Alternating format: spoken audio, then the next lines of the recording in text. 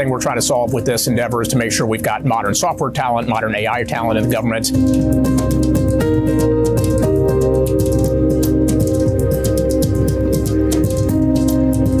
One of the things that we've been doing at OPM is to find ways to attract early career engineers who have those modern skills into government.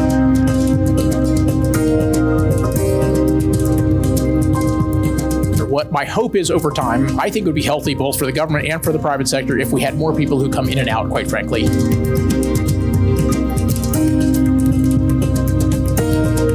When we think about inspiring this next generation of leaders, we think about really needing an entrepreneurial mindset.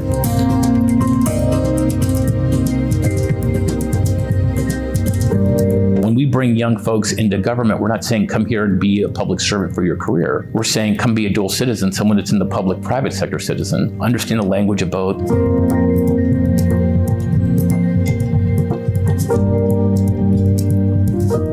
Welcome. I'm Karine Hajar. I'm an opinion journalist at the Washington Post, and I am so pleased to be joined today by OPM Director Scott Kupor and NobleReach Foundation CEO Arun Gupta. And Arun, you're also the author of a new book called The Mission Generation. So thank you all for being here, and thanks to the crowd. So let's get started on this great panel at the Building America Summit. So Director Kupor, I want to start with you. The federal government is America's largest employer, but it isn't necessarily the most nimble at times. So how are you thinking about recruiting talent in this age of rapid technological disruption? Tell us more about what you're up to. Yeah, so first of all, thank you for having us, and thank you for everybody who's here today. So a couple things. I think one is we actually have to design a message that is actually responsive to what people want to do. And Arun obviously talks a lot about this in his book. But for us in the federal government, just to give you some sense of perspective, about 44% of our workforce is over the age of 50. Mm-hmm. And only 7% of our workforce is under the age of 30. And if you look at that under 30 category, that's underrepresented relative to a 22% number in the total U.S. workforce. So by a factor of 3 to 1, the short answer is we've done an absolutely really poor job of attracting talent.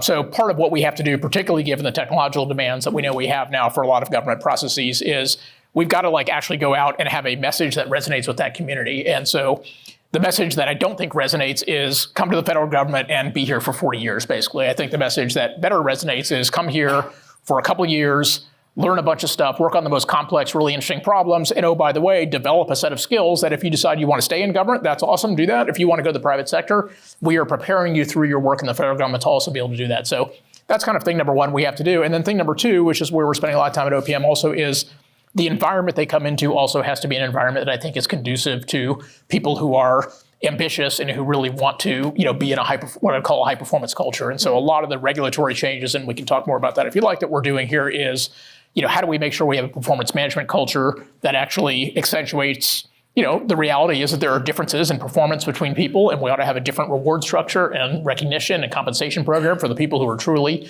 knocking the cover off the ball. And then we also have to have an infrastructure that also deals with accountability and make sure that we don't have people who just fundamentally can't do the jobs that they're supposed to be doing and are not held accountable to do that. So those are the two pieces I think we have to do, make a marketing message and find people where they are and help them understand it. And then we have to actually change the environment in a way that's conducive to the way they want to work. And we're going to get into some of those policy changes throughout the conversation. But Arun, I want to bring you in because Director Kupor's thinking about changes from the inside. You're working on things from the outside at NobleReach. So tell us a little bit about NobleReach and how it's partnering with government to find the best talent. Yeah, so thank you for having us. So NobleReach is a foundation. We have about a $500 million endowment. Really with the idea of how do we get our top tech talent into government? How do we rekindle a spirit of national service across all career stages? Our focus right now has been early career. And, look, it started with the thesis that young folks right now want to serve. They want to be part of something bigger than, and arguably this generation more so than previous ones. Coming off of COVID, geopolitical conflict, environmental conflict, you look at great power competition emerging and AI, that's a lot of unrest. And when the ground is stable, you focus on yourself. But when it gets rocky like that, you reach out to others and want to be part of something bigger than. And I think that's an important piece to recognize, because I think a lot of times people assume, how are you going to recruit these folks? How are you going to convince them to do this? And the demand is actually the demand problem isn't on the folks wanting to come in. It's making it easy, which is what the work Scott's doing, to have them identify those opportunities to be able to go in and do that kind of work. So before Scott got there, we were doing this. We launched our own cohort, but we were going agency to agency, one by one. Like, hey, would you guys want AI scholars? Would you guys want top cyber attack talent? And there wasn't consistency. People didn't know if they could do it, could they not. The way we were placing them was as interim hires for 1 to 4 years. So, because the program we were designing was one where you're not automatically going to be staying in government. It was the exact message that Scott's talking about, which is that, the sell of stability doesn't resonate with these kids. The sell of interesting, differentiated work and impactful work, that resonates, right? And so in our first cohort, we had 250 applicants for 20 spots. In our next one, we had 1,300 for 30 spots. The bottleneck was the spots, right? And so that's why I want to make sure, if you leave this conversation with anything, it's that the work that's being done on opening up the platform so that people can make it easier to come in, that's actually the harder job.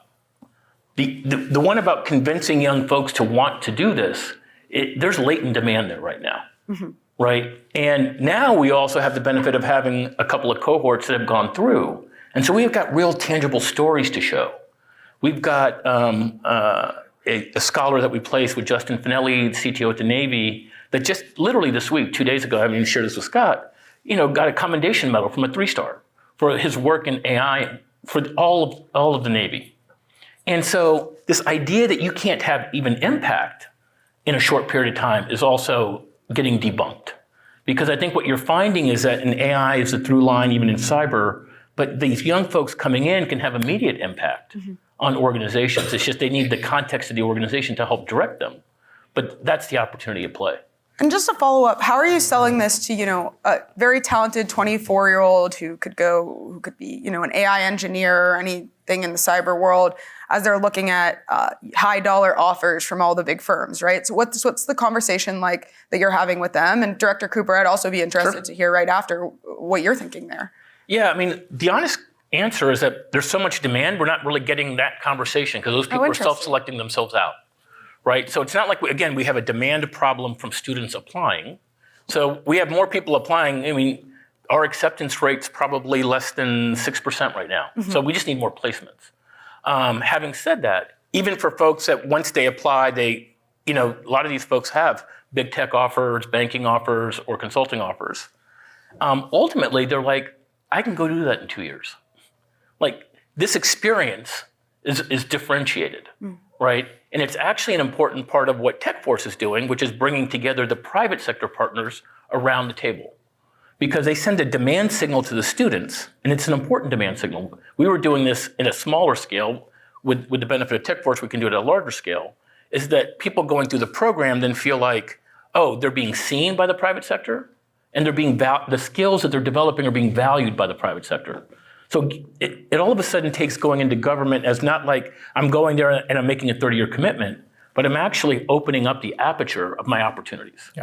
Yeah, I think that's right. I think to me, there's two critical things in that. One is exactly that, which is, look, we're never going to solve the pay gap problem. And yes, you're absolutely right, which is, look, if you are a killer AI engineer today, there are way more lucrative things in the short term that you can do than go work for the government. So and some of those people will just self-select out, right? There's always some group of mercenary folks, and that's totally fine. I'm not making a normative statement out of it, but we're not going to be competitive with those folks. But what we can sell is the opportunity to be like on the cutting edge and working with, I know Emil Michael was here earlier talking about Department of War. Like if you want to do like some of the coolest stuff that's happening in modern AI technology, like look at what the Department of War is doing, or look at what Treasury is doing in terms of like fraud and payments and stuff like that. So we got to sell that. And then two, one of the things that we've done from a policy perspective is we have to eliminate barriers that prevent people from being leveled appropriately for their skill sets. So as an example, some people may not know this, but like most job categories in the federal government have both education requirements and then minimum tenure requirements. And so if I'm a college dropout, but I happen to be the world's greatest gift at programming, I can only get hired at like today, like a GS5 or a GS6 or something. And that's going to pay you, $40,000, $50,000. Like we'll never bridge the gap. But what we've done is we're eliminating things like that I think are proxies for skills. And so if you actually really are a fantastic skilled person, we basically are rewriting all the regulations to eliminate degree requirements and tenure requirements so we can at least level that person at like a GS13 or GS14, which at least compresses kind of the pay scale deltas within the private sector. And, a lot of this seems to be, I think it's fair to say, a response to rapid changes we're seeing in AI. And government isn't, especially the federal government, isn't always known for moving quickly, but AI is moving very quickly. Yes. So one, I sort of want to know where you see a need for change, where these technological changes need to happen, and sort of giving us some examples of what that looks like, what this new personnel is going to be doing. But two, how do you keep up with the changes that we're seeing? Yeah, I'm going to answer that question. I would also say, though, I think it's not just AI. It's also just modernization generally is something that I think, unfortunately, the federal government has not kept pace with. But you're absolutely right. The pressure that AI brings and the kind of competitive spirit, certainly between us and China and other obviously important folks, makes this really important. So I think we're doing a couple things. One is obviously what we're talking about here, which is we've got to get the right seats and the right talent in the right seats. So we've got to fill gaps that we have in terms of AI engineers, modern software developers, data scientists, cybersecurity, all this great stuff. So that's part of this is like making sure from a recruiting perspective, we've got the right people there. Two is, and this is a more cultural change that we're trying to make in government, is we have got to change the entire government culture from one of pure compliance and oversight to what I've been calling measured risk or permissioned risk. Look, I come from, as did Arun, the venture capital industry where we take crazy risk, right? We're wrong half the time and we lose all of our money. And, but we can do that because if we're right, you can make obviously, 10, 50, 100 times your money. We clearly don't have that in government, and we can't afford to take like massive risks if we're dealing with Department of War and we're talking about people's lives on the line. But we've created such a broad compliance culture there where people are literally afraid to do anything different from what they've done. And part of what we're trying to bring to the government now is, hey, look, let's take measured risk. What that means to me is let's talk about the downside opportunities. Let's actually compare those against what we think the upside opportunities are. And let's have a rational discussion about whether that makes sense. And that also means, by the way, and I know everybody hates this, but we're not going to get 100% score in every test, basically, right? Like some projects are not going to work. And again, we've got to, though, give people permission not to fail because we glorify failure, but permission to recognize that if we're going to actually try to advance things from a technological perspective, in doing so, there are going to be mistakes. And again, if we're careful about measuring the criticality and the downside of those mistakes, I think we can afford that. But that takes all of us in the government to culturally change the incentive structure for employees and give people the permission, within the constraints we've talked about, to be able to do some of those things. No, thank you. And Arun, to take some of these risks, you need to have the right people. You talk about building a moonshot generation in your book, and you also talk about some concerning deficits on the horizon in terms of how many engineers we're cranking out in this country, where the education system maybe isn't adapting to select for the right type of tech experts that we're going to need in this country. So talk to us a little bit more about what this moonshot generation would look like and what needs to happen in higher education to make that a reality. Yeah, so part of this in my mind is that, we're moving into a phase where the old scripts that we put together for career pathways no longer played well looking backwards, but they're not going to play well looking forward. So what do I mean by that? We're wired for stability. And so the career path we've had before is people at school deciding, all right, I'm going to go to the private sector, I'm going to the public sector, I'm going to academia, I'm going to not-for-profit world. And that's where you go for 30 years. And our academic institutions continue to kind of propagate this. We're preparing you for a career. The world we're walking into, and maybe already in, is one where I think stability is the new risk. It's going to be riskier to go ahead and kind of try to do the stable thing. More importantly, I think we're moving into a world where, my dad had one job for 40 years.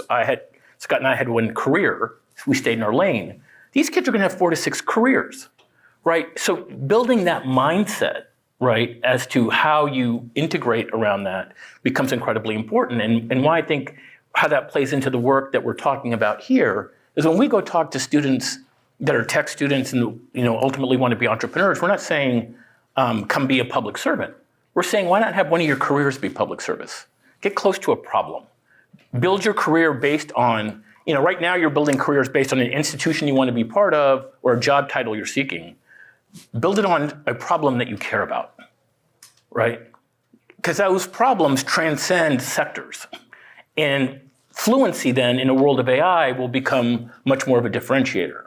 Because AI will go after IQ over EQ, so it can codify things very quickly for you, but judgment across multiple different experiences will still be a very human trait, right? And so the more different experiences you have, the better. And so that's how we're talking about, but we're not curating that kind of talent today, right? We're still, having folks come out thinking that they're going to go do one thing for the next 30 years, even though it might be with different employers. So a lot of what we're trying to write about with the talent moonshot is that if we're going to really harness the best talent we have in this country across the biggest problems we have, we need to create more crosswalks and pathways. And this is what I think TechForce is doing, to allow people to come in and come out, right? This idea that if you're a tech person, you got to stay in government for 30 years if you care about the public sector isn't viable in my mind, right? It's not only like it's not preferred, I don't see how that works in a sector that's changing so rapidly and is actually being led, AI being the first example, by the private sector, right? So that's what we're trying to get at, which is like, how do we create that scaffolding to support that flow of talent across these sectors in a more meaningful way? No, it's really interesting. And I want to talk a little bit about, I would be a bad journalist if I didn't turn to recent headlines. So I want to turn over to a new executive order from yesterday. Yeah. The president signed an executive order about federal employment that establishes a new classification and eliminates civil service protections for about 8,000 federal employees. So you've said that this move is, quote, about having employees that are willing to and capable of carrying out the administration's policy priorities. Tell us more about that policy change and what this is going to change in our federal staffing. Sure. Yeah. So this is something called Scheduled Policy Career that was signed yesterday, as you mentioned, in an executive order by the president. And what it does is it takes roughly 8,000 of the most senior, what are called policy-making individuals within government, and assigns them to this class. The main difference now between the class they were assigned to before and what they're now assigned to is they effectively look more like at-will employees in the sense that they don't have kind of the broad, kind of civil service protections that obviously exist for most of the day-to-day workers in the federal government. The reason why this was important to us and obviously why the president ultimately signed it is we think this is important in two areas. One is to restore accountability, and I would even argue to, quite frankly, restore democracy to the way the executive branch works. So within the executive branch, right, there is one, actually elected individual who the American people have decided, and obviously today, of course, that's President Trump. But that individual affects their policies and their goals through a obviously very complex cadre of 2+ million employees who ultimately comprise the civilian workforce in the federal government. And in order to do that, then what you do have to have is people who are able to direct and follow those policies as long as they're lawful, of course, and consistent with any whistleblower and other protections, all of which are outlined in this regulation. But just like any other organization, you may have your R&D leader. Ultimately, kind of the CEO of that organization, the R&D needs to affect the policies and the priorities and the objectives of the leader of the organization. In this case, the leader of the executive branch actually is the president. So this is what that enables. And what we're trying to make sure is, people can have whatever political views, of course, they want. There's no loyalty test here. But at the end of the day, if your political views are such that then you decide you will not, actually carry out lawful objectives that are, properly promulgated by the head of your agency or by the president, then that kind of disabuses the ability of the organization to actually carry those out. And unfortunately, that person should not be in that position.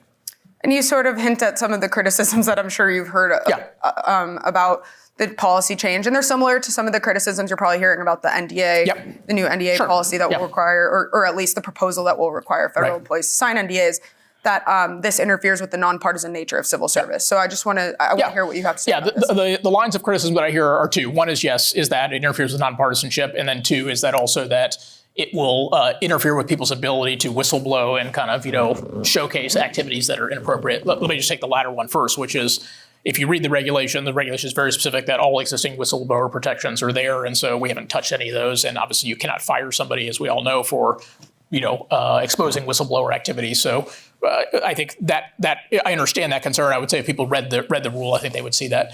In terms of partisanship, again, none of this is about partisanship. So people should and can have whatever views they want on any policy. The question is, in your official capacity as a public servant, are you allowing your policy views or your kind of partisan views to thwart the actual properly elected objectives of a president, basically? And this is going to be true whether it's President Trump sitting there or it could be a different party going forward. That's what it's about. It's about having an organization that's responsive to actually the democratic process. And the only elected person in the executive branch actually is kind of the president himself in this case. No, thanks for responding to that. And Arun, I want to bring you back in to talk a little bit about the training that's going to happen for this new generation that will come in and work in the federal government. Obviously, and you said this earlier, Director Kupor, but there's a very small share of folks who are under 30 in the federal government, right?